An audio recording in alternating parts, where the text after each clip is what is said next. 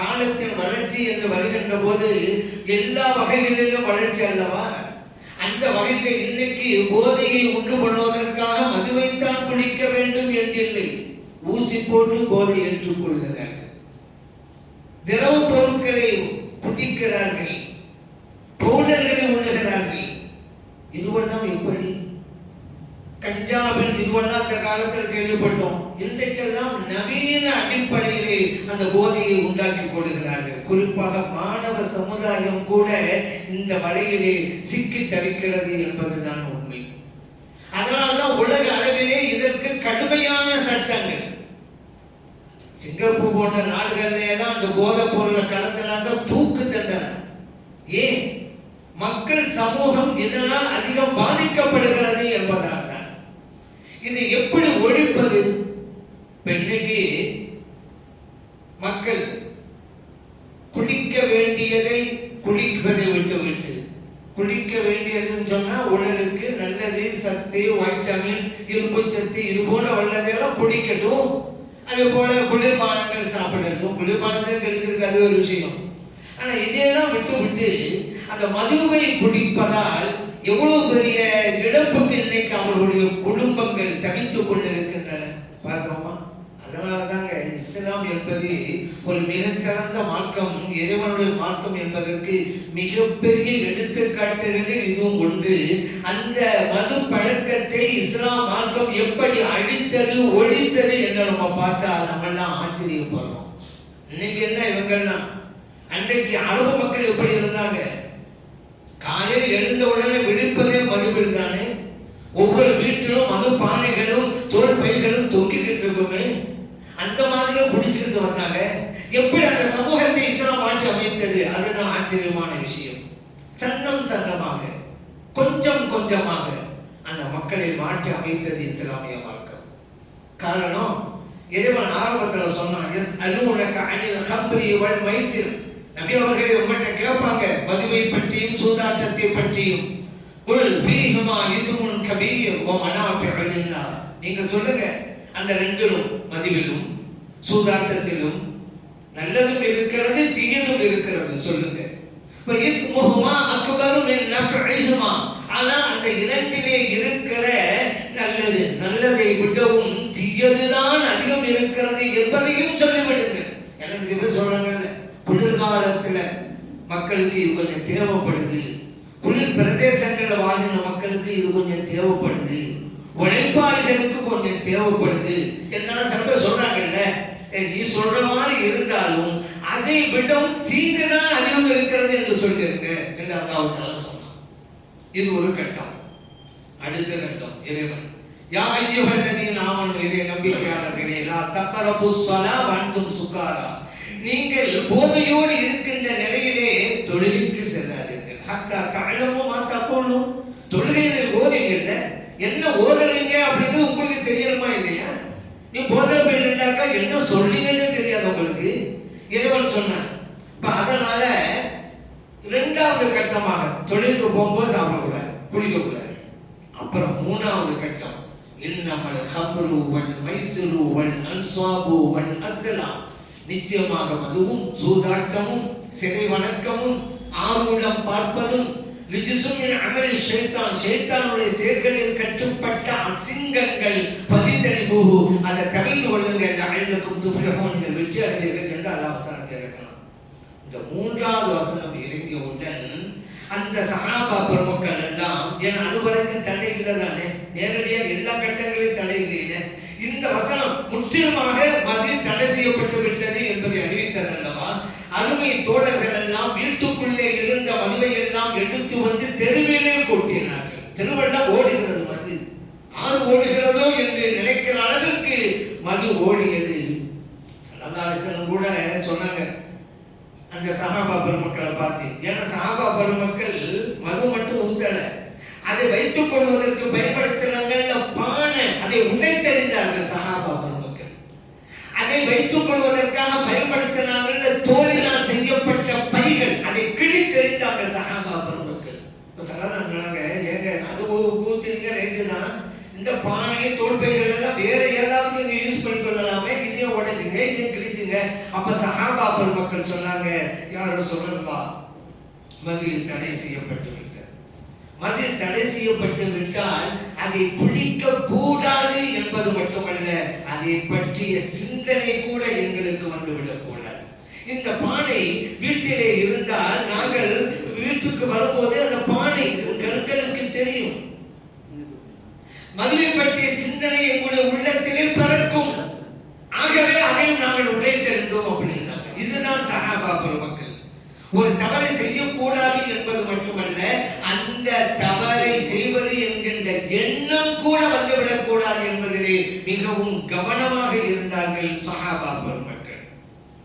இப்படி இஸ்லாம் கொஞ்சம் கொஞ்சமாக மன ரீதியிலே மாற்றி அமைத்தது. சட்டம் போடுறதுங்கிற பெருசு இல்லைங்க. சட்டம் போட்டா எல்லா காலகட்டத்திலும் முழுமையான வெற்றி பெற்று விட முடியுமா? சட்டம் இருந்தா போலீஸுக்கு பயந்துட்டு செய்யாம இருப்பான், பிறகு செய்வான். இப்ப சிறைச்சாலை அடைக்கப்பட்டான், அங்க இருக்கிறவனுக்கு தப்பு பண்ணாம இருப்பான், வெளியில வந்தா செய்வான். ஏன் மனத்திறன் மாறலையில? மனத்திறன் மற்ற சட்டமும் இருக்க வேண்டும், அவனுக்கு மன மாறுதலையும் ஏற்படுத்த வேண்டும். இதை தான் இஸ்லாம் செய்து காட்டியது. குடிகாரர்கள் குடித்துக் கொண்டே இருக்கிறார்கள். தடுக்க வேண்டிய அரசு தடுக்காமல் இருக்கிறது. சட்டம் போட்டு தடுக்க வேண்டிய அரசு இன்னைக்கு தடுக்காமல் இருக்கிறது. குடிகாரனா பார்த்து தெரிந்தால்தான் குடியை நிறுத்த முடியும்.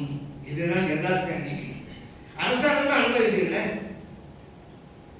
படிக்க சொல்ல வேண்டிய அரசு குடிக்க சொல்கிறது. எல்லா இடங்களிலும் டாஸ்மாக் கடை, மற்ற கடைகளுக்கு இல்லாத மோசம் இந்த டாஸ்மாக் கடைக்கு உண்டு. ஏன்? சீரியஸ் எல்லாம் போட்டு வச்சிருப்பாங்க இந்த கடையில். அவ்வளவு மதிப்பு மரியாதை. ஒரே கூட்டம், எப்ப பார்த்தா டாஸ்மாக் கடையில. ஒரு ஆள் கேட்கிறாரு, எங்க எதுவும் ஃப்ரீயா அங்க கொடுக்குறாங்களா? இன்னும் கூட கூட்டமா இருக்கு. கூட்டமா தான் இருந்துட்டு இருக்கு டாஸ்மாக் கடையில எப்ப பார்த்தாங்க. இந்த மாதிரி இருக்கலாமா? அப்போலாம் ஆரம்பத்தில் அந்த கண்ணு கடைக்கெல்லாம் அனுமதி கொடுத்தாங்க. ஊருக்கு வெளியில தான் இருக்கும். ஊருக்கு வெளியில தான் கண்ணு கடை. இன்னைக்கு கடத்தெருவு இருந்து கொண்டே இருக்கிறது. காரணம் என்ன? அன்னைக்கெல்லாம் 2 பேர் சண்டை போட்டுக்கிட்டா, போடா குடிகார பெயரை அப்படி சொல்லி சமூகத்தில் இழிவுபடுத்துவாங்க. இன்னைக்கு யாரும் சொல்றதே இல்லை. ஏன்னா எல்லாமே குடிக்கலாம். என்ன வித்தியாசம்? சில பேர் வெளிப்படையாக குடிக்கலாம், சில பேர் தெரியாம குடிச்சுட்டு இருக்காங்க. இதான் வித்தியாசமா இருக்குது. இப்படி சொல்றாங்கல்ல. இப்ப அரசாங்கம் தானே செய்ய மக்களுக்காகத்தான அரசு இப்படியெல்லாம் குடிச்சிட்டு இருந்தா அந்த குடும்பத்தினர் எவ்வளவு பாதிக்கப்படுறாங்க. ஏன் சட்டம் போடக்கூடாது? ஏன் அரசாங்கமே டாஸ்மாக் நடத்துறதுக்கு அனுமதி கேட்டா, டாஸ்மாக் கடை இல்லைன்னு சொன்னா இந்த கள்ளச்சாராயத்தை காய்ச்ச ஆரம்பிச்சிருவாங்க. அதுல விஷ நச்சு பொருட்கள் எல்லாம் கலக்க ஆரம்பிச்சிருவாங்க. அதனால் மனிதர்களுடைய உயிருக்கு ஆபத்து ஏற்படும் அல்லவா? அதிலிருந்து தடுக்கத்தான் நாங்க டாஸ்மாக் கடையை அனுமதிச்சிருக்கிறோம். சரி, அதனால தான் அனுமதிச்சுங்க. இப்ப கடை போச்சு, என்ன ஆகி போச்சு? இதெல்லாம் வரக்கூடாது அப்படிங்கிறதானே வந்துருச்சு. அப்போ அது என்ன செய்ய போறீங்கப்பா? மெத்தனால் அதிகமாக கலந்துட்டாங்க, அதனால உயிருக்கு ஆபத்து. நடக்குதா இல்லையா? அப்ப சட்டம் போட்டு பொதுவாகவே இதை இல்லாமல் ஆக்கணுங்க. எல்லாமே கிடைத்ததானே. என்ன கள்ளச்சாராயம் அப்படிங்கிறது அன்றைக்கே கொண்டு வரணும். நல்ல சாராயம் நின்று கொள்ளும், அவ்வளவுதான் வித்தியாசம். பொதுவாக தமிழ்ல சொல்லுவாங்கல்ல, அரசன் அன்று கொள்வான், தெய்வம் நின்று கொள்ளும் அப்படின்வாங்கல்ல. இதுவும் அப்படித்தான். கள்ள சாராயம் அன்று கொள்ளும், நல்ல சாராயம் நின்று கொள்ளும். எல்லாமே மனிதனை அழிக்கக்கூடியது, ஒழிக்கக்கூடியதுதாங்க. இப்ப எந்த அளவுக்கு சொல்றா, பொதுவா சொல்லுவாங்க, இந்த மது எவ்வளவு தீயது அப்படிங்கிறதுக்கு ஜெல்லி மீன் எந்த ஒரு தட்பவெப்ப நிலையிலும் தன்னை சாதகமாக ஆக்கிக் கொண்டு வாழ்கிற திறன் கொண்டது ஜெல்லி மீன். ஆகவே பரிசோதனைக்கு அந்த மீனை எடுத்தாங்க. 4000 அவுன்ஸ் தண்ணீர் அதுல விட்டாங்க. அந்த மீனை ஒரே ஒரு அவுன்ஸ் மதுவை ஊத்தினாங்க. செத்து போய்விட்டது அந்த ஜெல்லி மீன். அவ்வளவு கொடூரம். இன்னொன்னு தெரியுமா? மதுவிலே முக்கிய விதை முளைக்காதுங்க. அவ்வளவு விஷம். அதை கொண்டு போய் நீங்க உடம்புல போட்டுக்கிட்டே இருந்தா என்ன ஆகுது? நீங்க மதுவை வாங்கும் போது மதுவை மட்டுமா வாங்குறீங்க?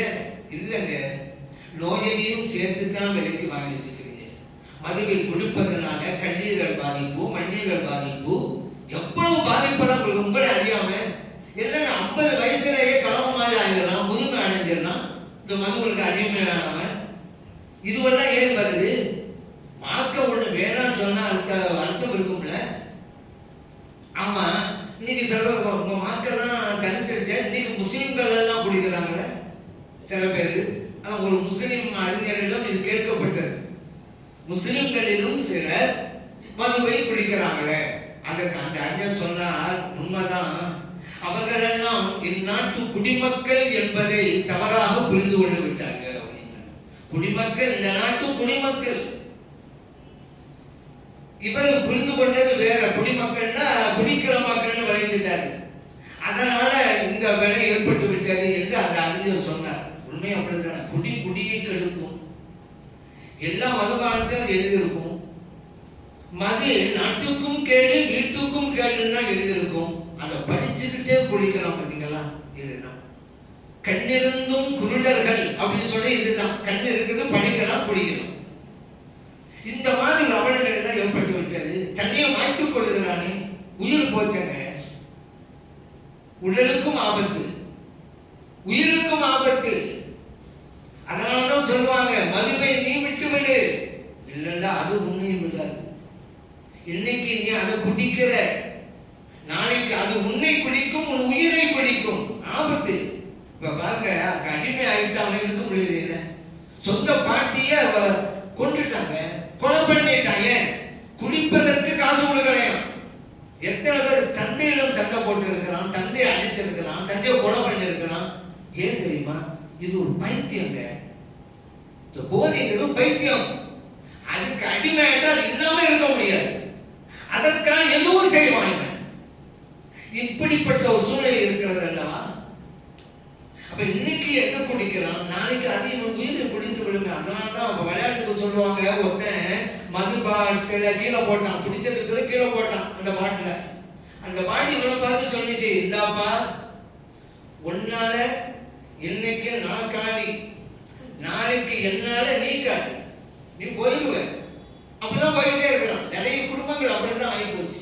அல்லாஹ் கூட குர்ஆன் சொல்ற, இன்னமா யுரீது ஷைத்தானு அன் யூகிஅ பைனக்குமுல் அதாவத வல் பக்தா. இந்த மதுவின் மூலமாக ஷைத்தான் உங்களுக்கு மத்தியில் பகைமையை உண்டு பண்ணுகிறான், விரோதத்தையும் குரோதத்தையும் ஏற்படுத்துகிறான். பார்க்கிறோம் அல்லவா. கொலை ஒரு ஆளை சாகடிக்கணும், கொலை பண்ணணும், அதுக்கு ஊத்தி தான் அனுப்புறாங்க. ஊத்தி சொல்லி அனுப்பி வைக்கணும். அப்பதான் அவன் ஸ்டடி ஆவான் செய்யறதுக்கு. அவன் இறந்து வந்துடக்கூடாது. இந்த மாதிரி எல்லா வகையான குடும்பத்தில் எவ்வளவு பிரச்சனை ஏற்படுது பாத்தீங்கன்னா. குளித்தில் வந்தா வீட்டிலே இருக்கக்கூடிய பெண்கள் எல்லாம் அன்றாடம் செத்து பிழைத்துக் கொண்டிருக்கிறாங்க குடிகாரனால. அந்த வீட்டில் ஒரு குடிகாரம் இருந்தா அந்த வீட்டுல சந்தோஷம் போச்சுங்க, மகிழ்ச்சி போச்சு. அன்றாடம் துயரம் தான், கண்ணீர் தான். இந்த குடிப்பழக்கத்துக்கு ஆளானவன் கையில காசு இருக்க வரைக்கும் வாங்குவான், குடிப்பான். முடிஞ்சிருச்சுன்னு வச்சுக்கிறதுங்க, வீட்டிலே உள்ளதை விற்கிறான், பிறகு வீட்டையும் விற்கிறான், அதற்கு பிறகு தெருவிலே வந்து நிற்கிறான். இதனால பெண்கள் அழுதுகிட்டு இருக்கிறாங்க. அதான் ஒரு கவிஞன் சொன்னா, இந்த குடிகாரர்கள் எல்லாம் மதுவையா குடிக்கிறார்கள்? இல்லை இல்லை, அவர்களின் இல்லத்து மங்கையரின் கண்ணீரை குடித்துக் கொண்டிருக்கிறார்கள். இன்னைக்கு திரும்ப வந்து என்ன அநியாயம் பண்ண போறோம்னு பயந்துகிட்டே இருப்பாங்க. அதனாலதான் நான் கூட சொல்றது, உங்களது பெண் பிள்ளைகளை குடிப்பழக்கம் உள்ள எவருக்கும் திருமணம் செய்து கொடுக்காருங்க. 4 பேர் திருந்துருவான், சம்பாதிச்சாக்கா காசு கூட சம்பாதிக்கிறான்ல, அவங்களே பண்ண கொடுத்துருது. ஏன்னா குடிக்கிறாங்க, திருந்திடுவான். என்ன தெரிஞ்சுன்னா, ஒரு நல்ல உழைக்கலாம், ஏழையா தான் இருக்கிறான், நல்ல பண்பு இருக்குது, அவற்றை கொடுங்க, திருமணம் செய்து கொடுங்க. உங்க பிள்ளைகளை சந்தோஷமா வாழுங்க. செல்வம் இருந்தா போதுமா, பெரிய வீடு இருந்தா போதுமா? பிள்ளைக்கு சந்தோஷமான போன இடத்துல சந்தோஷமா வாழணுங்கிறதான ஒவ்வொரு பெற்றோட எதிர்பார்ப்பு. எல்லாம் சீர்குலைஞ்சு போங்க. நீங்க இப்படி அனுப்பி வச்சா குடிகாரனுக்கு கொடுத்தா. அதனால குடிகாரனுக்கு என்றைக்குமே உங்க பெண் பிள்ளை கொடுக்காது. அவன் எவ்வளவு வசதியாக இருந்தாலும் சரிதான், காசு பணம் இருந்தாலும் சரிதான், அழகா இருந்தாலும் சரிதான், நல்லா இருக்கிறாங்க, நல்ல அழகா இருக்கிறாங்க, அழகு இருந்தா மனைவி மகிழ்ச்சி அடைச்சிருமா? எவ்வளவு பிரச்சனை. இன்னைக்கு உயிர் இழந்தவர்களுக்கு, அவருடைய குடும்பத்தினர்களுக்கு அரசாங்கம் அறிவிக்குது 10 லட்சம் ரூபாய் ஒவ்வொருடைய குடும்பத்துக்கு. 10 லட்சம். சாலை விபத்துல எல்லாம் எத்தனை பேர் இறக்குறாங்க, அவங்களுக்கு 1 லட்சம் 2 லட்சம், இது 10 லட்சம். இப்படி நீங்க அறிவிச்சுங்களாக்கா மதுவை ஒழிக்க போறீங்களா, குடிப்பழக்கத்தை ஒழிக்க போறீங்களா, அல்லது குடிப்பழக்கத்தை ஊக்குவிக்கிறீங்களா? இது ஒண்ணு போதுமே. அவன் குடிப்பான், கள்ளசாரத்தை குடிப்பான். ஏன்? உயிரா இருந்தா போதையில அனுபவிப்பாப்பா. உயிர் போனா கிடைக்கிறதுல 10 லட்சம் குடும்ப அனுபவிச்சுட்டு போனோம் அப்படின்னு வருவான். இந்த மாதிரி இருந்தாலும் ஆகி போச்சு. இது ஊக்குவிக்கிறது தானே. இல்ல குடும்பம் பாதிக்கப்படுகிறது அதனால கொடுத்தோம். ஏன் அவன் குடும்பம் மட்டுமா பாதிக்கப்படுது? சாலை விபத்துகள்ல மொத்தம் உயிரிழந்து அவன் குடும்பம் பாதிக்கப்படாதா? அவனும் இந்த நாட்டு குடிமகன் தானே. சரி, குழந்தைகள் பாதிக்கப்படும், ஆனா படிப்பு செலவை ஏற்போம், அது நியாயம் இருக்கிறது, ஏற்க வேண்டியதுதான். ஏன்னா அந்த குழந்தையோட எதிர்காலம். அவன் தான் நான் குடிச்சிட்டு மோத்தா போயிட்டான், இந்த குழந்தை என்ன செய்யும் பாவம், அதுக்கு செய்ய வேண்டியது. ஆனா இது இவனுக்கு மட்டும் கூடாது. சாலை விபத்தில் இறந்து போனாலும் அவன் குழந்தைக்கு இதை செய்யணும். எல்லாம் நாட்டு மக்கள் தானே. தப்பு பண்ணவனுக்கு போய் கூட செலவு காட்டுறாங்க. இந்த பணத்தை வேறு வகையில் செலவழிச்சிருந்தா ஒரு உருப்படியான காரியத்தை சாத்திருக்கலாமே. கிட்டத்தட்ட ஏறத்தாழ 60க்கும் மேற்பட்டவர்கள் இன்றைய காலை செய்து 64 பேர் வஃபாத். 60க்கும் மேற்பட்டவர்கள். ஒரு ஆளுக்கு 10 லட்சம்னா ஏறத்தாழ 7 கோடி ரூபாய். 7 கோடி ரூபாய இந்த மதுவினுடைய தீங்கை மக்களுக்கு மத்தியில் விளக்குவதற்கு, விழிப்புணர்வை ஏற்படுத்துவதற்கு செலவழிச்சிருக்கலாமாங்க. நீ குடிச்சா உன் உடலுக்கு என்ன ஆபத்து, உயிருக்கு என்ன ஆபத்து, உன் குழந்தைகளுக்கு என்ன பாதிப்பு, மனைவிக்கு என்ன பாதிப்பு, குடும்பத்தில எவ்வளவு சிரிஞ்சு போவாங்க, இதை எடுத்து சொல்றதுக்கு இந்த ரூபாய் பயன்படுத்தி இருக்கலாமே. எல்லாரும் தெரிஞ்சால்தான் கொஞ்சம் பேரா தெரிஞ்சிருப்பாங்கல்ல. ஒரு ஆக்கப்பூர்வமான செயல இதை செய்யவே கிடையாது.